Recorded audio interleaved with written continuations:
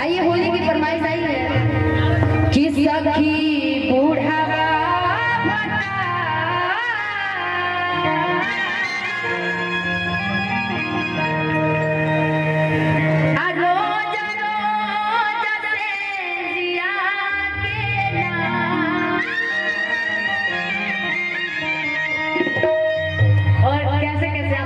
पर हमारे इतने प्यार देते हैं, गाने को ढूंढ ढूंढ के लाते हैं। बड़ा खुशी होता है कि कहीं पे जाओ और जब आप लोग फरमाइशें करते हैं गाने की, बहुत अच्छा लगता है।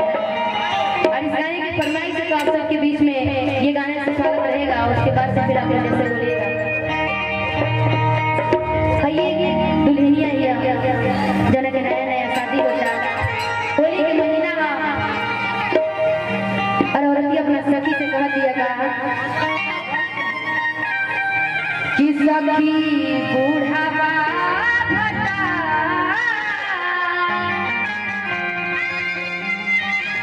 इधर बुढ़वा किनको बोल रही है, इधर बुढ़वा इनको बोल रही है। बाबा देख लीजिए आप क्या बोल रही है। बाबा कहता है बोल बुढ़वा कि सखी बूढ़ावा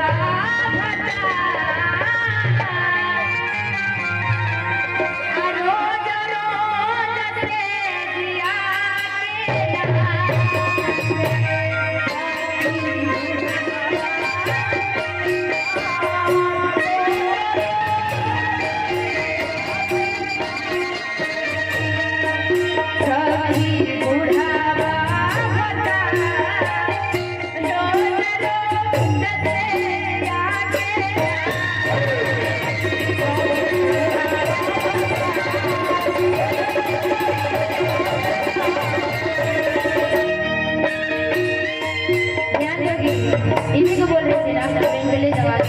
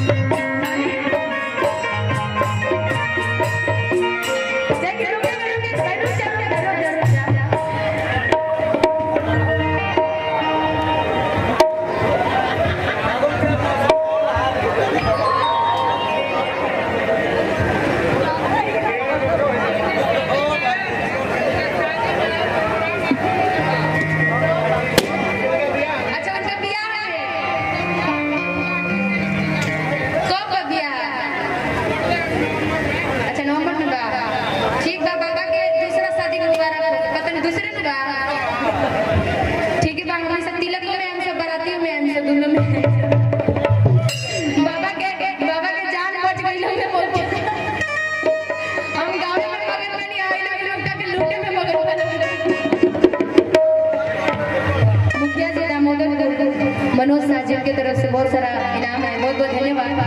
थोड़ा ध्यान देना भाई, बूढ़े हो चुके हैं लेकिन शादी है, चलो अच्छी बात है। कि सखी बूढ़ावा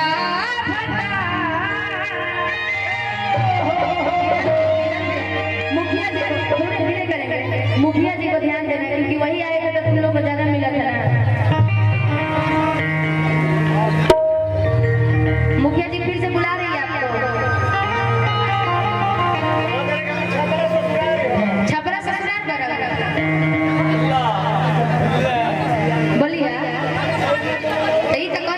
झूठ बोला तो नहीं रहू लेकिन जाइए महाराज झूठा इंसान ने घड़ी लगे दो को पिया बराबर।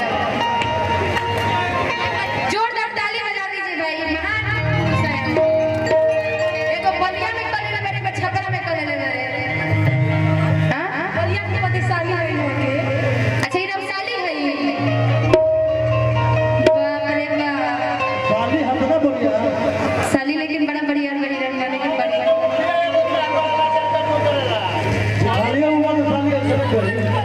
मुखिया एगो बियाह ना करे, जब एगो बियाह करे। आप बड़ा कहता है दूगो भारी पड़ता। समझ में आया दूगो भारी पड़ता मतलब कि इनकर दूगो तो मेरा ऊपर नहीं बड़ी जे बारी हाई बगल से दिया तब नहीं जानती है कि दूगो इनके पर भारी पड़ता। वो भालिया बोलो में साले बारह नहीं थी। बाप रे बाप मुखिया लोग कौन दूध खिलावत लेकिन माने के बड़ी देखते जाइए मुखिया जी कि सखी बूढ़ावा